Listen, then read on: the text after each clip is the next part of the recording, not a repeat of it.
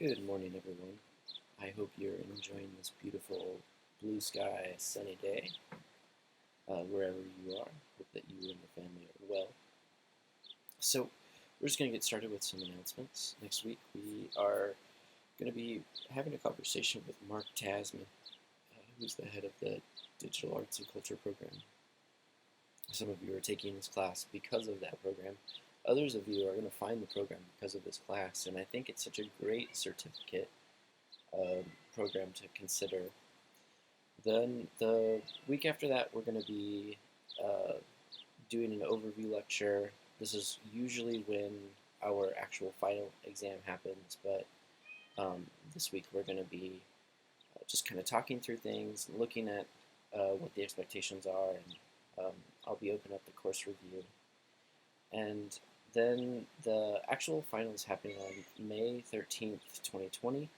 It's about 50 questions, and we'll be posting a link and talking through all that in the weeks to come.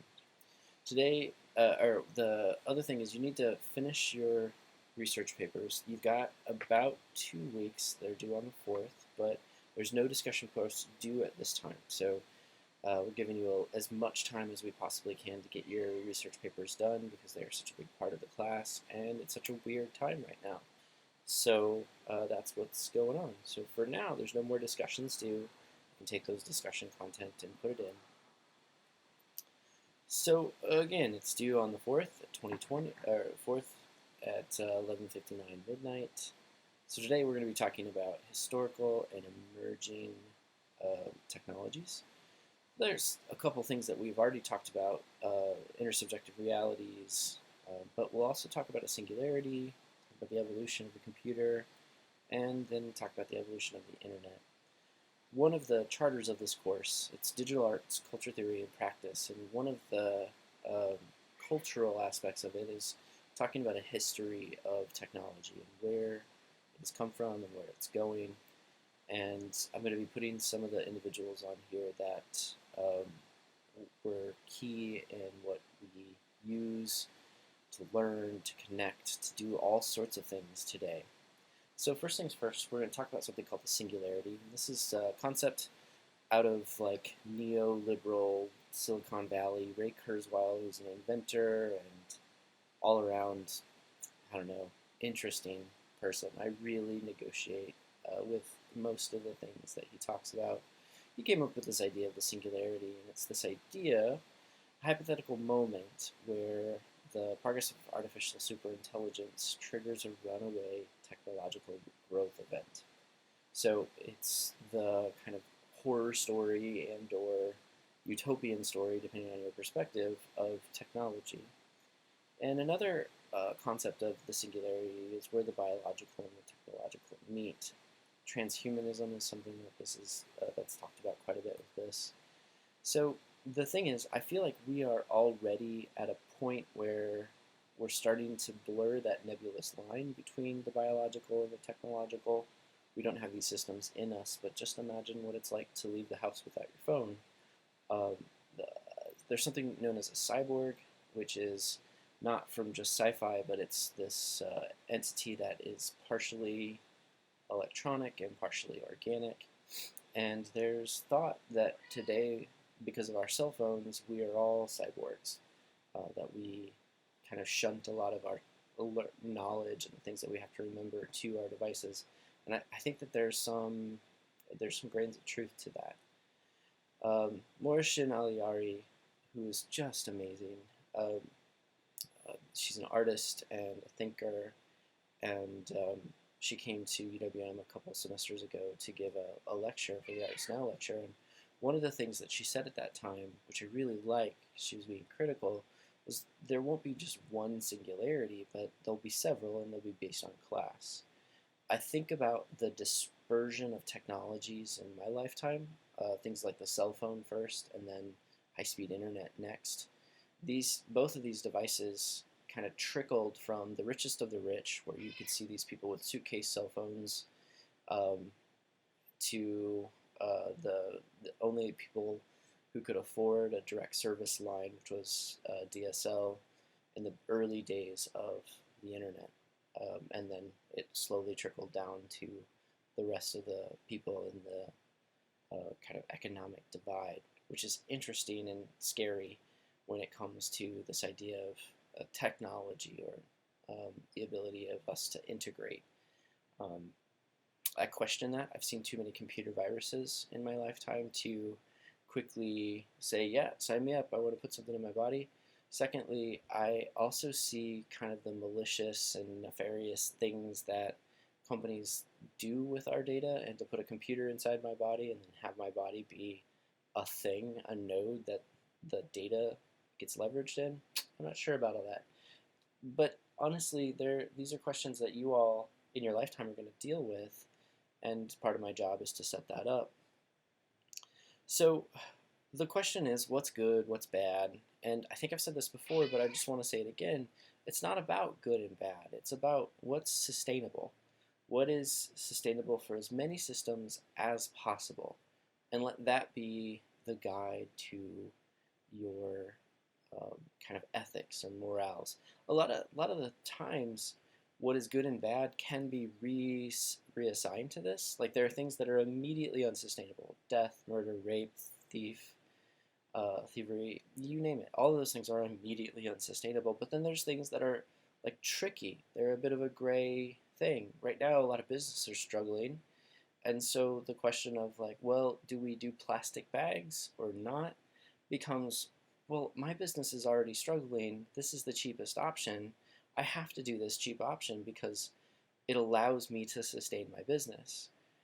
But that's to say that there's potentially a system in place in the future where we can eliminate the plastic bags and get some other form of container, reuse, who knows? There's got to be another systemic way to approach this. So in the short term, it's sustainable. In the long term, it's not sustainable. And it's those kind of black and white to gradient questions that I think people who are coming through this course really can contend with. And you're going to have to. But I think until you start to see that there's more than just a black and white to every single thing that's coming at you, then yeah, I think that becomes something that we can consider as a group. So when I was a boy, I was growing up, I watched this TV show Beyond 2000. I also watched movie Magic quite a bit, and I think a large part of both of these things influenced who I am today. And as an example, I was born in '81, and this is the technological movement of my lifetime, where we went from analog books and things that you had to manually look through to define things to a computer, and then the computer kind of went to the software, and then the software started to connect with other computers on the internet, and all of these different devices started moving into one specific centralized thing. And pretty soon you could see all of these things are now apps on your phone. So one of the things that I've been talking about this entire semester is that technology is defined in all these different ways, but I think, and I really want to kind of hammer this home today, is that technology is how we do things around here. It's an extension of our behaviors. We cannot use it as a scapegoat of our sins, quote unquote, and we can't sanctify it. Like, it's not going to save us. It is us. It's a residue of all of the people who came before us, all of their decisions, all of their behaviors, and then it just gives us options so that we can extend our behaviors. So that's really important to look at technology through that neutral lens, in that it doesn't have its own agency, at least not yet. But in the meantime, we are the agents that really perpetuate the behaviors of each other by, through the things we talked about last week. We either accept it, we negotiate with it, or we reject it. And so that's kind of the context that we get into when we're talking about technology. I've got the definition of a computer here. This doesn't show up on any tests, but it's a way to think about computers. But I also watched this movie, Hidden Figures, and in that movie, the original computers, they were humans. They were just mathematicians and doing non-trivial math, like literal rocket science math. And so physicists and mathematicians, they have access to the world I grew up in a type of math class and an ability in math that just wasn't very good. And so I did everything I could to stay away from it. But the more I learn about mathematics and physics, the more I realize that math is the language that is used to represent the phenomenons in the world. And then it gets more and more beautiful and elegant as you go deeper and deeper into it. It's not just about right and wrong answers and memorizing different theorems.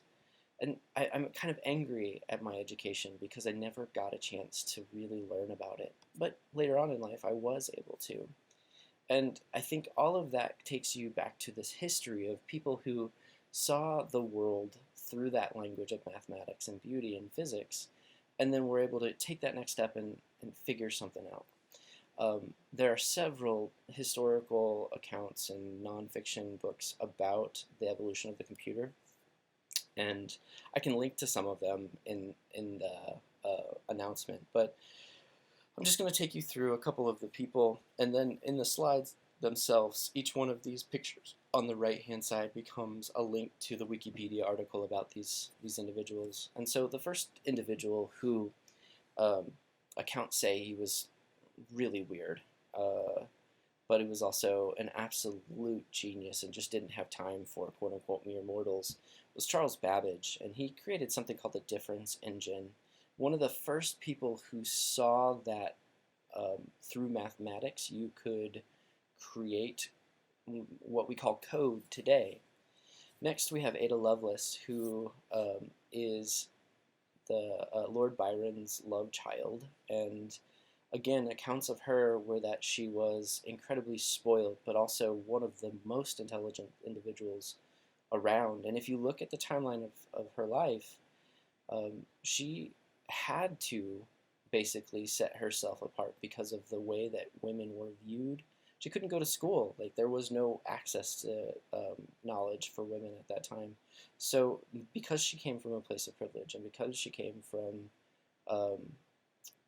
a world that was dominated by the patriarchy, she was able to like kind of carve her own way and then become even more than so many other people. So she took Charles Babbage's difference engine as a student and was really the first person who saw, yeah, well, the math is interesting, but you can create software out of this. And so she started realizing that the math could be the structure, and then that the data that you put into it becomes the input. And so she, before any kind of computers came around, was starting to develop this idea of software. Grace Hopper extended this, and now we're at a point where the computers have come around. We've got all sorts of different devices, but Grace Hopper was one of the people who basically took all of the different languages that were out there. And I won't get into the details of the math, but I will put a Vox article that talks about what a computer really truly is and how that code works.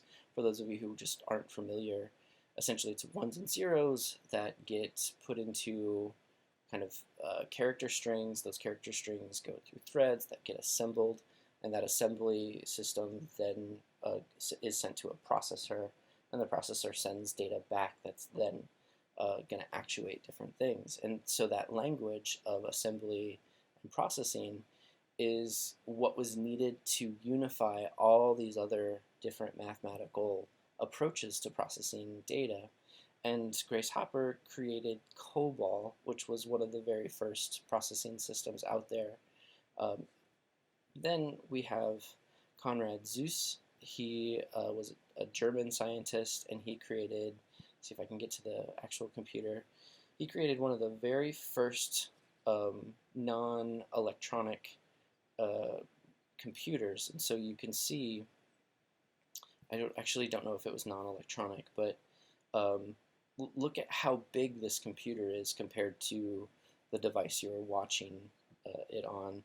You can read more about it here, but I think that it's all mechanical rather than electronic, where they weren't processing through bits, they were processing through actual movements, which I find just fascinating.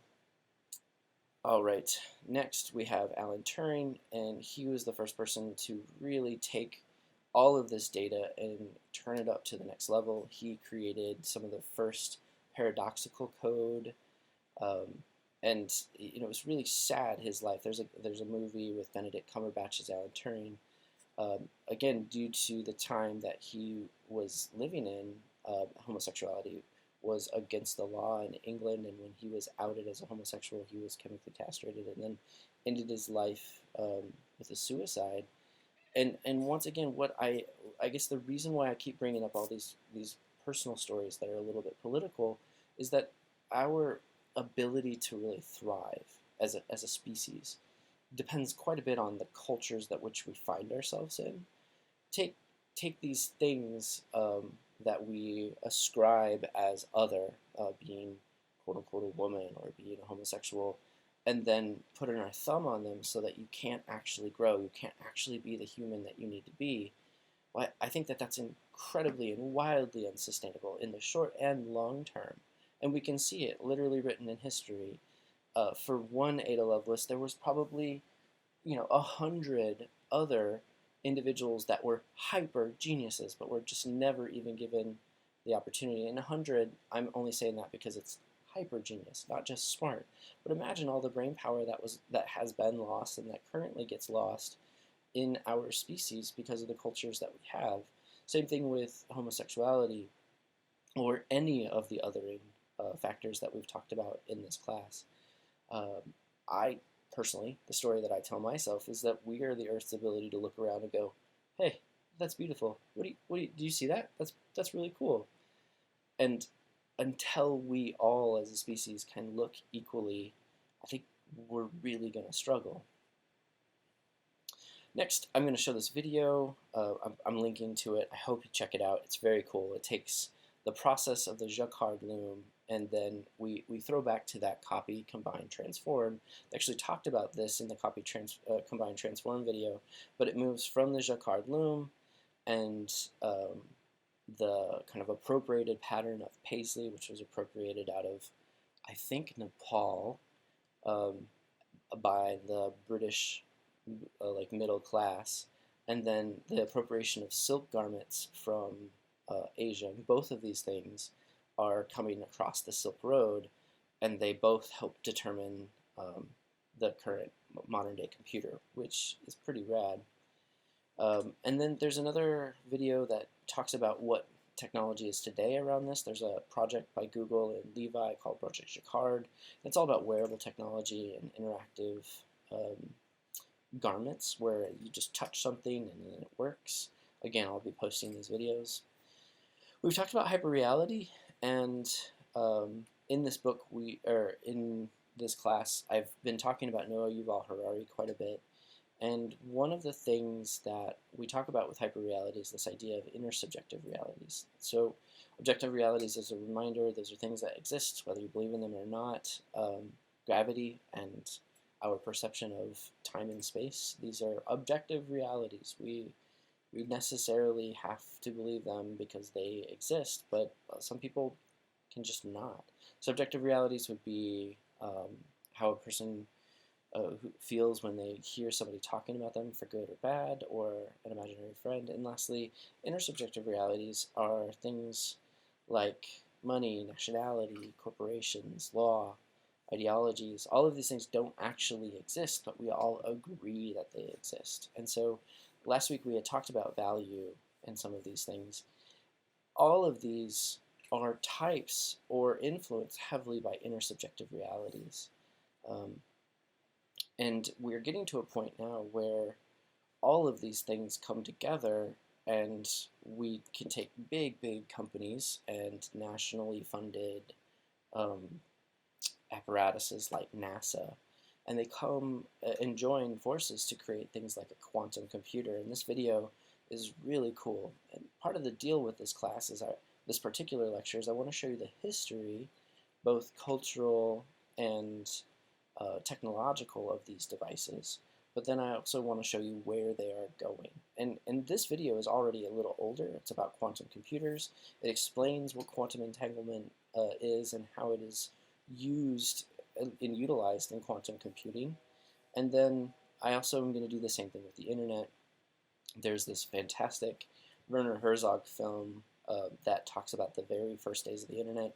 I personally feel like you can't talk about a computer without talking about the internet, just like you can't talk about a computer hardware without talking about the computer software. I feel like they are very, very important, disparate elements that need to be addressed. But there's this almost painful video that you should check out. I struggle with it. I negotiate with it quite a bit. Uh, I think about the privilege and the class and who the audience is that they are encoding all these messages for. Um, and I also think about what's not being shown in this video. There's something in the jingle that literally says the internet is sex free, and I just have to laugh every time I see that. I wouldn't watch the whole thing, but if you're interested in watching it, it is pretty funny. For those of you who like that kind of 90s aesthetic, there's some really great 90s aesthetic images of the internet circa 94, 95, whenever this came out, that you should take a peek at. Next, and we're going to kind of round this off here. I had talked about this throughout the semester, but I just really want to hit it home. There are things that are born, and there are things that are made, and that there's this kind of evolution that some people are inferring, that biology is a type of technology, and technology can be biological, the way that we are processing some of the artificial intelligence that's out there. They both evolve. They're connected directly, and they both evolve.